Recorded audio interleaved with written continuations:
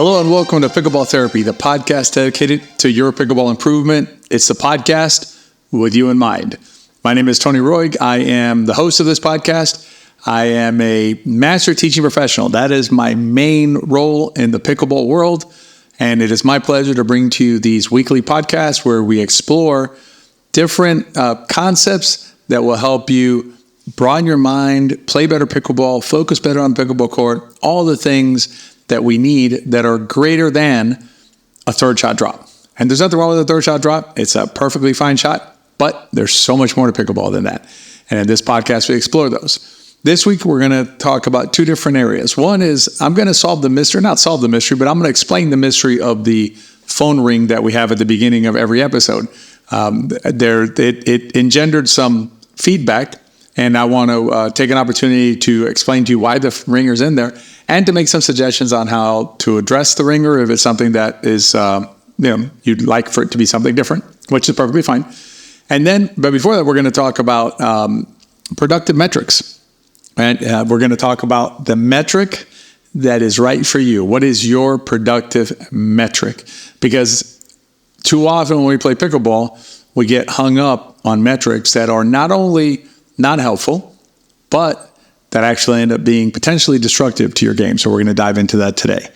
As we get into the podcast, I'm going to keep on telling you this. We got camps coming up in Dallas. CJ and I love being out on the court with players who really want to grow their pickleball IQ and just their knowledge of I guess it's kind of duplicative, but or repetitive, but understanding pickleball, right?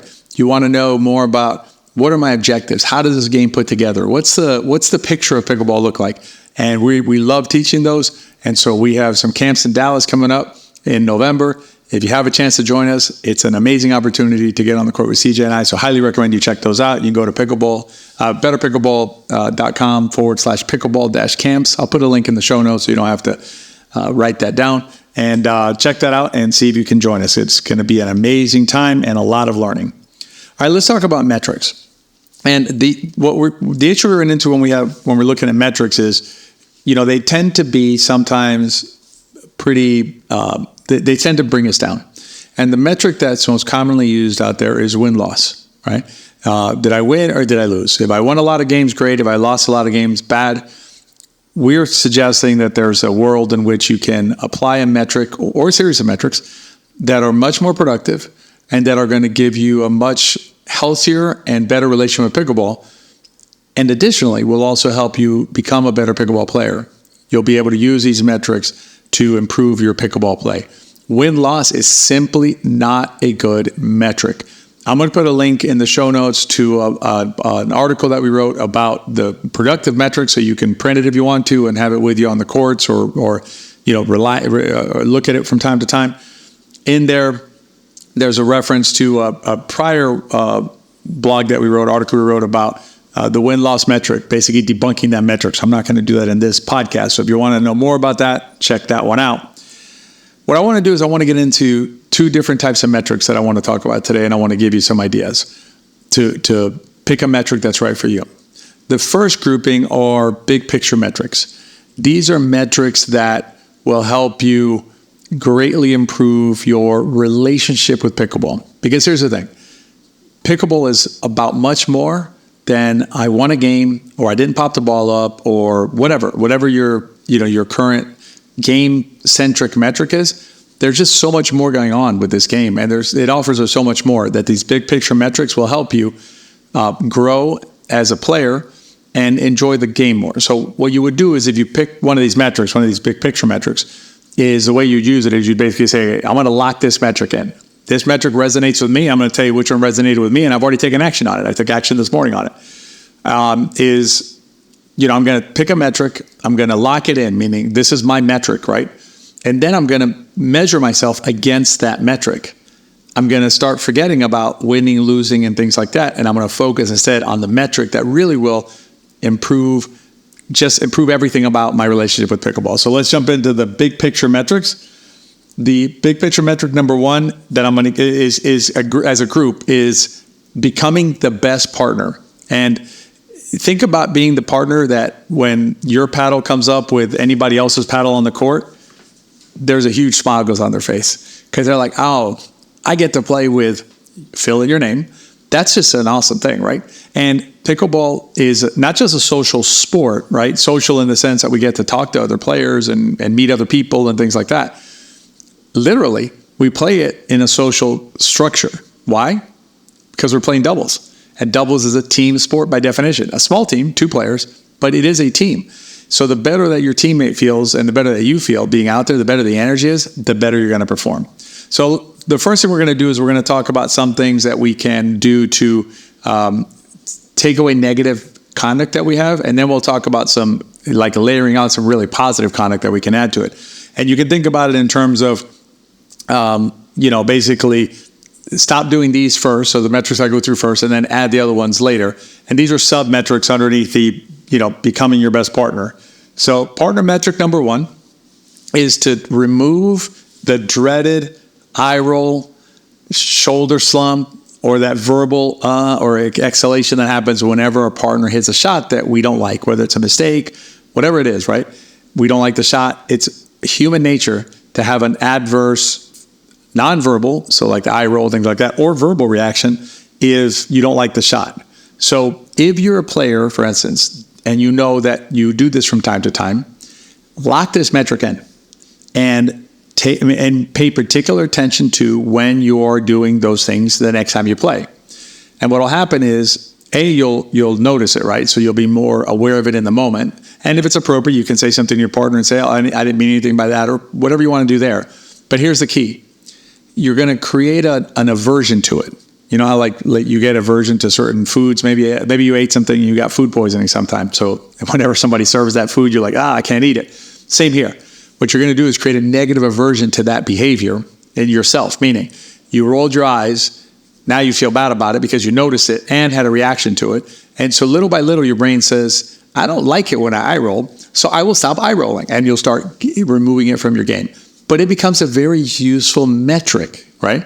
Because you're noticing a thing that you do, which objectively you can agree is something you should not do, right? Because it's negatively affecting your partner. And so you're going to start getting those out of your game. So that's partner metric number 1. And if this is the one that affects you, I would stop here. I mean, listen to the rest of the podcast, but this is the metric I would write down. Partner metric number 2 is offering corrections only when like the right time and when your partner is open to receiving that. I personally offer corrections, okay, when I play, but I do it. I've learned. I do it better and better every time that I go out there, and I've gotten pretty good at it now. But basically, I will ask at the right time. I will ask, may I tell you what's happening? Particularly, they ask, right, like, why do I keep missing that? You can ask them, may I answer that, right? Or is it rhetorical? You don't say it's a rhetorical, but that's what you're asking, right? May I answer your question? And the right time usually is at the end of the game, not in the middle of a game. That's usually, usually a less productive time to provide feedback. So feedback only if asked for, or if they're open to it and at the right time. This may not apply to you. Maybe you're not a correcting player, but if you are a correcting player, check yourself on this, because sometimes it's well received. Sometimes it is not. This partner metric number 3 is a super good one that my partner, CJ Johnson, reminds us every camp that we have. Remember, I said camps are fun. This is one of the things that we talk about there. The metric here is turning towards the middle. It seems like a minor thing to do, but turning towards the middle after every single rally sends your partner the signal that you're not upset. There's no misconstruction, right? If you turn to the outside, turn away, maybe you're upset. Maybe you're rolling your eyes at the same time. They can't see it. You turn towards the middle, you establish a little bit of eye contact, you avoid that potential misinterpretation by your partner, and it's just a good way to reconnect with your partner after every rally, good ones and bad ones. So there's not like, good ones I turn to the middle and high five, and bad ones I turn away and roll my eyes or something, right? So turning to the middle is really, really valuable metric. It's a really good metric to add to your repertoire. If you do the other things well, so you don't offer, advice that maybe is unrequested, right, or not welcome, and you also don't roll your eyes and things like that, turning to the middle will elevate your game. And then partner metric number 4 is tapping paddles or offering to tap paddles. Paddle tapping is the quintessential pickleball thing, right? We do it after every game, unless you're Riley Newman, in which case you don't, but that's okay. But we tap paddles after every game. Tapping paddles between rallies is super good. There's a ton of research done on teammates, high-fiving, butt slapping, whatever it is, right? Some sort of physical contact between them really elevates how they feel and how they play. So that paddle tap is just such a good thing to do. And then this next one is, then I'm going to give credit to that pickleball guy, Kyle Kazuda here, for maybe mispronounced the last name. I apologize, but he's a good content creator, younger player content creator. He wrote a blog about a year or so ago about partner stuff. This one was really good. It's about positive feedback. But here's the key. Make it specific, right? So again, if you're saying nice shot, that's fine. But if you add a little bit to it, it'll take it to the next level. So that's a really good metric you can add. And now we're going towards a positive, right? Now we're really improving our partner game, if you will. And this last one is kind of like a super special one that you can maybe put in your back pocket, but be aware of it. Sometimes you'll have partners who they're just in the sticks, right? They're in the doldrums. They're just in a bad place. And if you can find a way to turn that around for them, that's next level. That's, now you're going to put your photo up on the pickleball facility as like pickleball player of the week or something. But be on the lookout for that, right? When you have a partner or a friend or someone at the courts who's just in a bad place, see if you can help out. Hey, recommending pickleball therapy, pretty good way to start. But that's a really good one there. So, that's just a really good way to these metrics on the partner play will really help you up your partner game, as I mentioned, and will, make you that player that everybody looks forward to playing with. And there's really nothing better than that everybody just wants to play with you as their partner. So add those metrics to your game, and they'll really help you out. All right, let's move into big picture metric number 2. So this one these have to do with like being a pickleball ambassador, basically trying to help grow the game itself. One thing you can do is you can keep extending your hand back down the ladder. Too often in pickleball, and I if you haven't seen it, you will see it, but it's so common out there, which is that players improve and then they turn their back on the ones that are behind them, which boggles my mind, because the players who improved used to be back there, right? Used to be in that group. And now that they moved up to another group, they just want nothing to do with their prior group that they used to be a member of, right? But how did they improve? They improved because they were able to move up, right? Obviously, they're now playing with the more advanced players, if you will. I'll put that in quotes, but they're playing with a different group because they were welcomed in by that group. Imagine if that player had not been welcomed in. So it just boggles the mind that this is how we do it, but this is what we do. Just be cognizant of it, right? And what I would suggest to you is make an extra effort, right, to play with a court that maybe you don't normally play with, and say, hey, especially if they need a fourth, jump into that game, play the game. And here's the thing, believe it or not, you can get a lot of really good work in when you're playing under your level a little bit. And the way you do that is you work on the things you need to work on. So say you're going to work on your dinking or your resetting and stuff like that. Take advantage of that game to do that. Work on your resets, work on your dinking, work on letting out balls go, work on parts of the game that perhaps are more difficult for you to work on when you're in a stressful situation at level. So extend your hand down the ladder is a really good way to do it.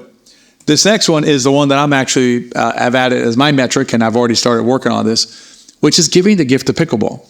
I think too often we forget that someone gave pickleball to us, right?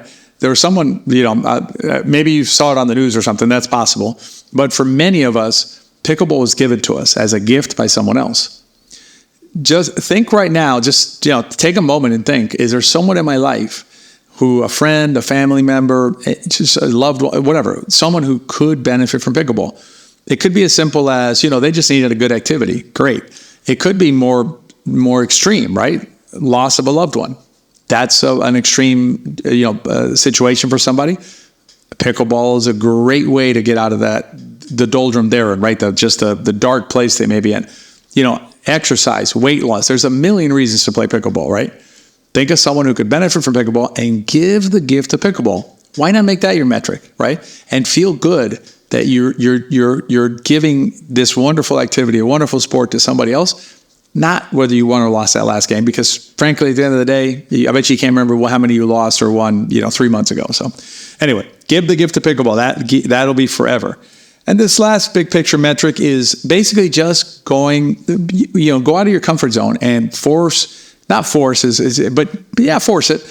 conversation with someone who you haven't had a conversation with, right? Find a way to have a conversation with someone at your courts who maybe you haven't had a connection with yet, right? Even perhaps the player that maybe on the court they're a little gruff, but they seem nice off court. You might learn something about them that might make you see them a little bit differently when you're out on the court and maybe they're acting in a way that you're like, I wish they were a little different. Maybe they're just going through a really bad time. A million different things happening.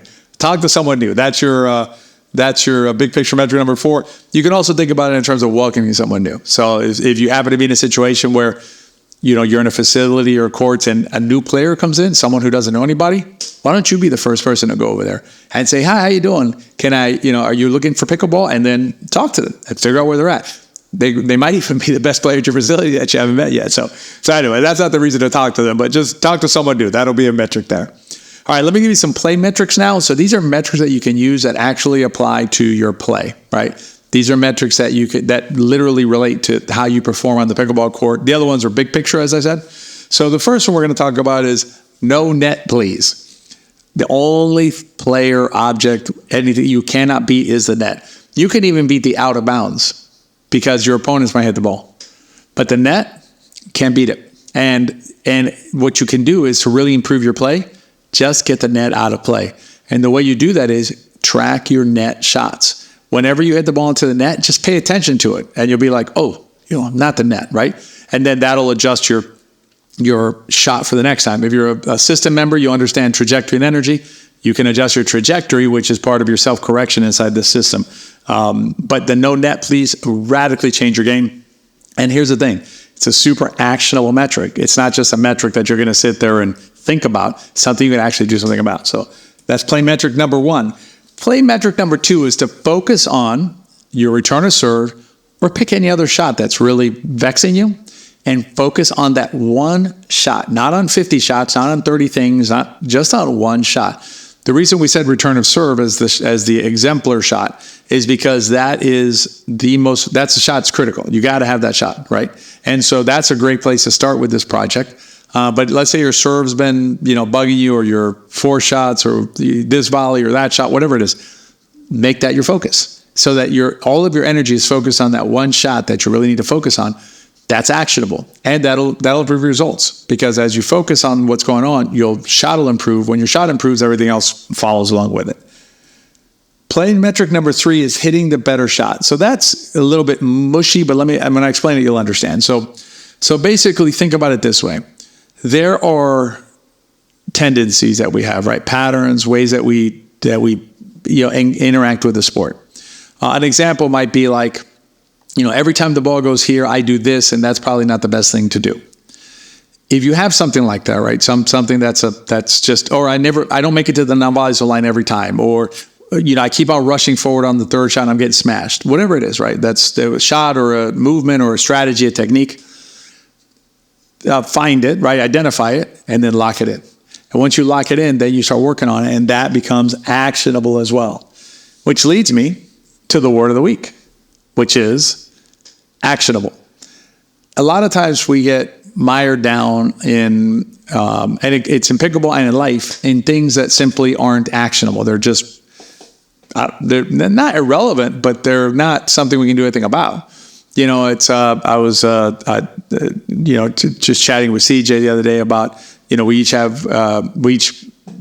up a YouTube channel, Into Pickle and Better Pickleball. And our 2 channels, they players watch our videos and everything, so that's not the issue.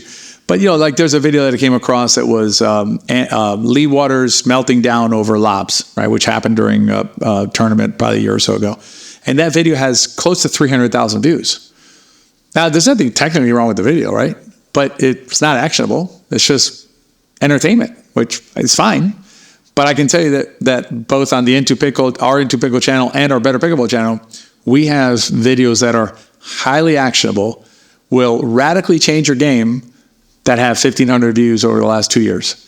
So as you look at information coming your way, including this podcast. We try and make what we tell you here actionable, right? We try and give you tips and advice that you can actually do something with and that will help you out. So actionable is a good way of framing out what you're doing so that you make sure that you're doing stuff that is going to be beneficial to you and help you out in the long run.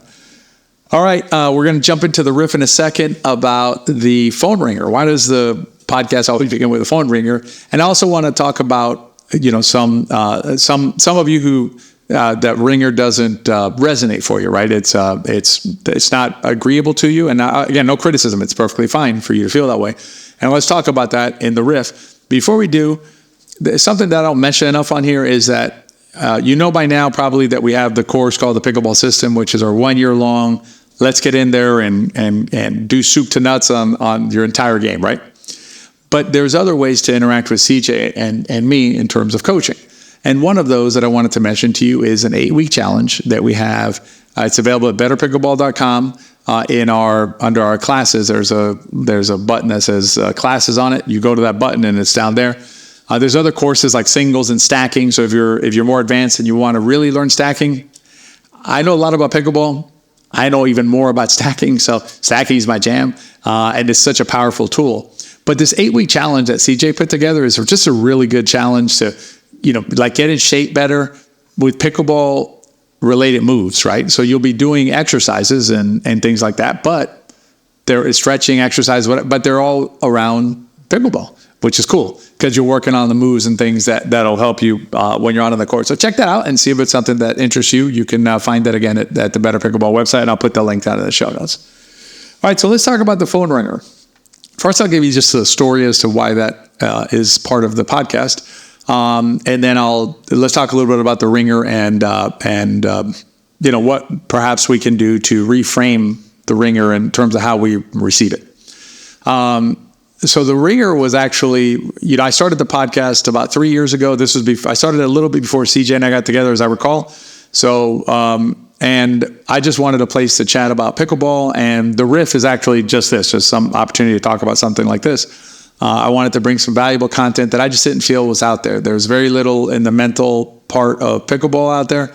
And anyway, so that was the reason for the podcast. And so I'm sitting down to record the podcast, and I'd started the podcast. And my wife, Jill, and I kind of joke about the fact that I'm usually the caller. I'm usually, I reach out to her. She's very independent. So not that she doesn't love me, doesn't reach out to me, but it's more frequent for me to reach out to her. So I just started recording the podcast, and I get a phone call, and it's Jill calling me. So the phone rings because otherwise it goes to silent. So the podcast the recording equipment captured the phone call. So I thought it was kind of cool that Jill had called me during a podcast. So I captured it and have always used it since. Now, some of our reviews, and listen, I appreciate all the reviews. I don't care. You give us whatever stars you think are appropriate for us, and give us the feedback, please, because this is in response to not just one. I think there were 2 or 3 reviews that had this note. And and again, no criticism, please. I'm absolutely not criticizing anybody here. It's perfectly fine to feel the way you feel. But the review is something to the extent of, love the content, but don't know why there's a ringer at the beginning. It's kind of stressful, life's hectic, and then I get this ringer in my ear, and then I have to wait for that before I can listen to the podcast, to Tony's podcast. And again, no criticism about it. But here's what I'm going to suggest to you. I actually thought about changing it, right? I said, well, okay, it's been a while. Maybe I'll change it. But then I thought about it, and I was like, it's part of the identity of the podcast. Now you understand a little more about why it's in there. It's not like I didn't literally go try and find a phone ringer to put it in the podcast. It has to do with the podcast, or at least the history of the podcast. But what I would suggest to you is maybe, reframing your interaction with the ringer, perhaps. And I'm not a psychologist, so I don't really know exactly how to do this, but it's something like this. Like, what's coming after the ringer is going to be, hopefully a soothing voice. I guess it depends on the week, right? But my voice, but hopefully a soothing voice, and hopefully a good message that'll help you with your pickleball and your relationship with pickleball. So perhaps that's one way to reframe the noise you're hearing, because it is noise, it's a ringer, to get past that. And you can use that same kind of process while you're playing pickleball, and not just you, everybody who's listening, because here's there's going to be things that happen when we play pickleball that are not to our liking. Whether it's somebody walking behind the court or outside the court, or a loud noise near the court, something like that, right? The better we're able to focus on what's relevant to us and perhaps quiet down some of the noise out there. And again, I'll agree that a ringer's noise.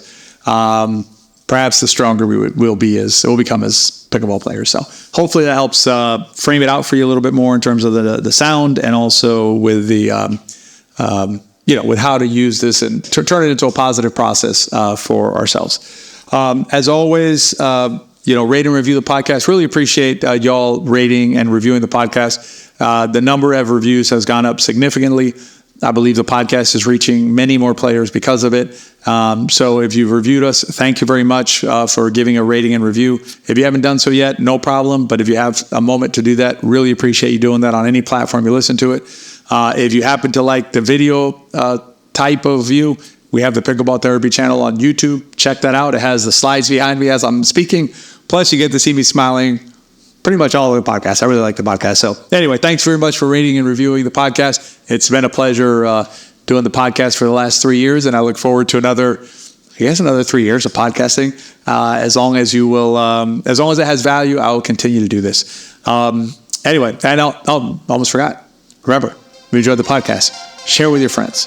If you enjoyed it, they probably will too. Have a great week, and we'll see you next time.